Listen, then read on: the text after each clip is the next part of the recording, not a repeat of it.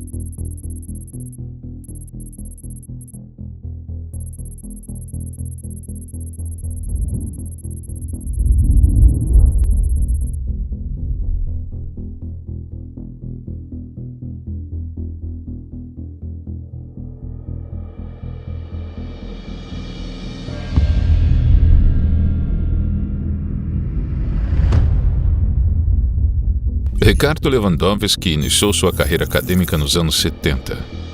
Graduou-se em Ciência Política e Direito. Além de um mestrado em Relações Internacionais nos Estados Unidos, é mestre e doutor pela Universidade de São Paulo, onde se tornou professor em 1978 e leciona até hoje. Foi advogado e exerceu diversos cargos públicos, como consultor jurídico e secretário, até ingressar na magistratura em 1990 como juiz criminal. Anos mais tarde, foi promovido ao cargo de desembargador do Tribunal de Justiça de São Paulo. O nome de Ricardo Lewandowski teria chegado aos ouvidos do presidente Lula através da indicação de Márcio Tomás Bastos, seu ministro da Justiça na época. Além do ministro, outra relação teria ajudado a destacar seu nome. A primeira-dama era amiga da família Lewandowski e apoiou o nome de Ricardo para o cargo no Supremo. No primeiro ano de sua atuação como ministro, Lewandowski julgou inconstitucional um decreto do então governador do Distrito Federal, que proibia a realização de manifestações públicas e protestos na Praça dos Três Poderes, na Esplanada dos Ministérios e arredores.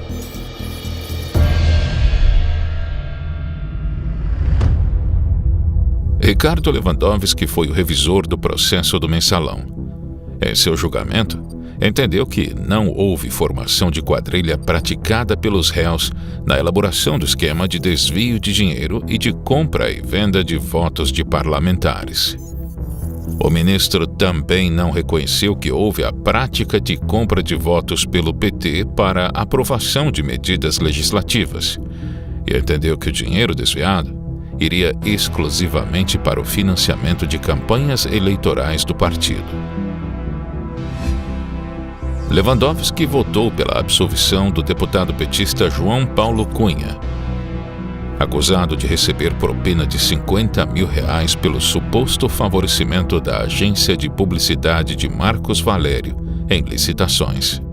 Após o julgamento, o advogado do deputado disse que saiu do julgamento de alma lavada.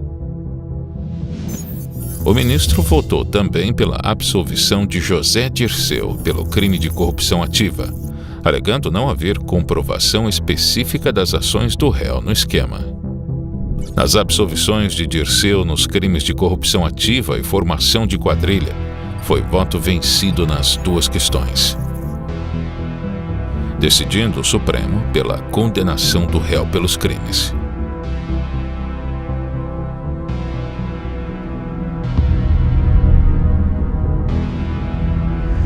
Após a votação na Câmara dos Deputados que autorizou a abertura do processo de impeachment, o próximo passo para definir o futuro da presidente era o julgamento pelo Senado.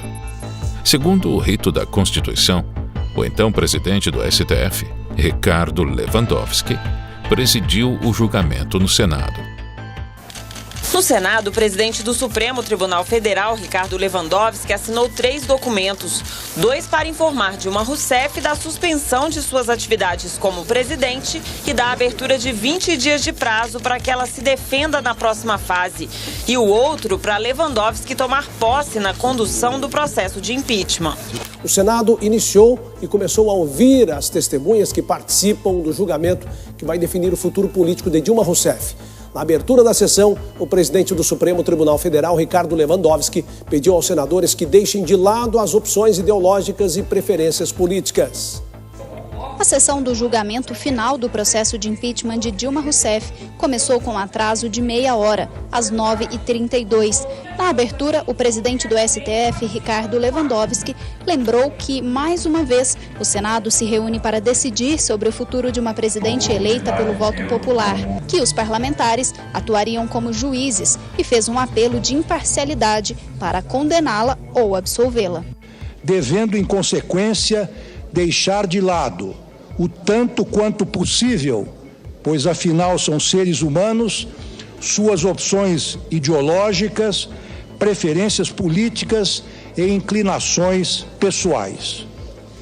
Para julgá-la, haverão de atuar com a máxima isenção e objetividade, considerando apenas os fatos, tais como se apresentam nos autos do processo e as leis que sobre eles incidem. O parágrafo único do artigo 52 da Constituição define que a condenação no impeachment acarreta a perda do cargo, assim como a inabilidade para o exercício de função pública pelo prazo de 8 anos.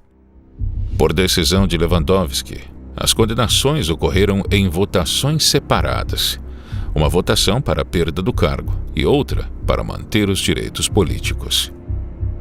A manobra regimental foi criticada por juristas e por parte da população, que viram a medida como uma forma de impunidade e desrespeito às normas constitucionais, ganhando o apelido de fatiamento do impeachment. O Senado Federal entendeu que a senhora presidente da República, Dilma Vana Rousseff, cometeu os crimes de responsabilidade consistentes em contratar operações de crédito com instituição financeira controlada pela União, editar decretos de crédito suplementar sem autorização do Congresso Nacional por 61 votos, havendo sido registrados 20 votos contrários e nenhuma abstenção, ficando assim acusada, condenada à perda do cargo de presidente da República Federativa do Brasil. Em votação subsequente, o Senado Federal decidiu afastar a pena de inabilitação para o exercício de cargo público, em virtude de não se ter obtido nesta votação 2/3 dos votos constitucionalmente previstos. Em hipótese nenhuma, é um fato consumado. A votação do impedimento da presidente se deu de forma constitucional. A inconstitucionalidade está exatamente na segunda votação. Ela é que deve ser anulada. A segunda votação, que é o precedente perigoso, que tem que ser expurgado do mundo jurídico. Inclusive porque decretado o impeachment, né, não sei por que cargas d'água isso aconteceu, né, dá-se à presidente afastada a possibilidade dela atuar na vida pública. Ora, isso é uma contradição com o espírito, né, do impeachment. Agora, eu insisto, eu acho impressionante que um presidente de um Supremo Tribunal Federal, presidindo um julgamento desta importância, se deu desfrute a que se deu o Lewandowski. O Supremo inventou o que a imprensa anda chamando de fatiamento do escândalo do Petrolão. Fatiamento coisa nenhuma. O nome certo é trapaça. O ministro do STF, Ricardo Lewandowski, disse em entrevista ao jornal El País que a Operação Lava Jato foi extremamente seletiva e que o combate à corrupção no Brasil sempre foi um mote para permitir retrocessos. Eu já vou fazer uma pausa desde já, porque a indignação é tanta que a gente não consegue nem esperar ler toda a informação. É que não é surpresa para ninguém, Augusto, quando o Ricardo Lewandowski, que foi posto no STF pelo Lula, dá uma declaração exatamente afinada com a narrativa petista, que foi a narrativa do PT desde o começo da Lava Jato, que a Lava Jato era seletiva, que estava mirando o PT, aí começa, né? Em 2018, o ministro foi o epicentro de uma polêmica a bordo de um voo comercial. Antes da decolagem, um passageiro se dirigiu ao ministro dizendo que o STF era uma vergonha e que sentia vergonha de ser brasileiro por causa dos ministros do Supremo. Em resposta imediata, o ministro questionou o passageiro: "Você quer ser preso?" E logo em seguida mandou chamar a Polícia Federal. Ao aterrissar, o passageiro foi preso pela polícia e liberado depois de prestar depoimento. O advogado foi detido para prestar esclarecimentos à Polícia Federal depois de dizer ao ministro Ricardo Lewandowski, durante um voo de São Paulo a Brasília, que o Supremo Tribunal Federal é uma vergonha. Ministro Lewandowski, o Supremo é uma vergonha, viu? Eu tenho vergonha de ser brasileiro quando eu vejo vocês. Você quer ser preso? Eu não posso me expressar? Chama a Polícia Federal, então. Chama a Polícia Federal, então. Chama a Polícia Federal. Chama a Polícia Federal. Chama. Porque eu falei que o Supremo é uma vergonha. Um agente da PF chegou a ir até a aeronave, mas o voo seguiu normalmente. Mas ao pousar em Brasília, o passageiro de 39 anos foi levado à Superintendência da Polícia Federal. Antes de desembarcar, ele gravou outro vídeo. Eu disse que tinha vergonha do Supremo Tribunal Federal. E este ministro me ameaçou de prisão, tão somente porque eu exerci a minha liberdade constitucional. Faz sentido até o ministro se sentir ofendido, porque a verdade ofende, né? Não é fácil a gente ser criticado, especialmente quando lastreado na realidade, né? Tem algumas questões éticas, na verdade, que miram mesmo a credibilidade do Supremo. Vamos lá, alguns exemplos. Ministro sugerindo legalização de cocaína, ministro rabiscando a Constituição e inventando que aborto até 12 semanas de gestação é autorizado, isso contra o texto legal, ministro que foi nomeado não pelo seu notável saber, pelas suas obras, pelo seu título, mas porque era advogado de um partido corrupto. Tem ministro julgando o caso de cliente de escritório de advocacia onde a própria esposa trabalha. Tem ministro com filha prodígio de 30 e tantos anos que já virou desembargador, olha só. Então, pior ainda, o senhor dizer que a injúria foi dirigida ao Supremo Tribunal Federal. Você não tem injúria em relação a uma instituição. A injúria ela é pessoal. Isso está no manual de direito, na primeira aula. Após o incidente no avião, circulou na internet uma imagem acusando Ricardo Lewandowski de ser um dos envolvidos no sequestro do embaixador americano Charles Albrecht em 1969 durante a ditadura militar. Na foto original, estão os membros do grupo terrorista MR8, que sequestraram o embaixador americano em parceria com outro grupo guerrilheiro, a Aliança Libertadora Nacional. Na foto, encontramos um jovem José Dirceu, antes da cirurgia de modificação facial.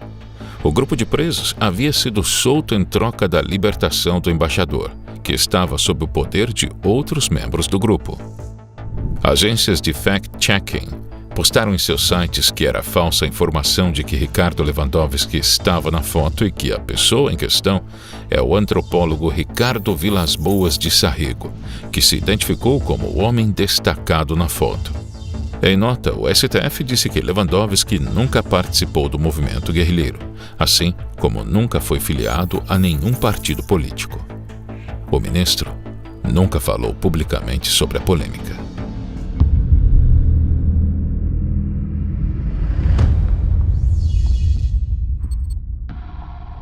Eu digo que a investigação compreende o exercício de todas as atribuições para apurar efetivamente os fatos, pois elas decorrem da conhecida teoria ou doutrina dos poderes implícitos, que se originou de um caso julgado pela Suprema Corte dos Estados Unidos em 1819, conhecido como McCulloch versus Maryland.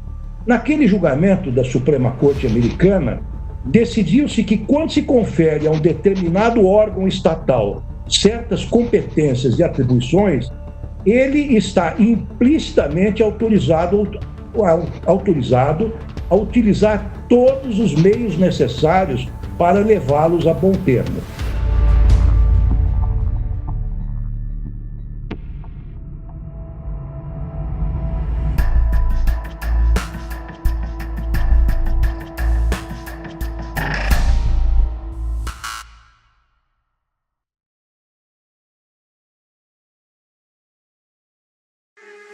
Esse é um vídeo da Brasil Paralelo, uma iniciativa apartidária que não aceita um centavo do dinheiro público. Se quiser conhecer mais sobre o nosso trabalho, entre em nosso site e saiba como virar membro de um grupo comprometido com o Brasil.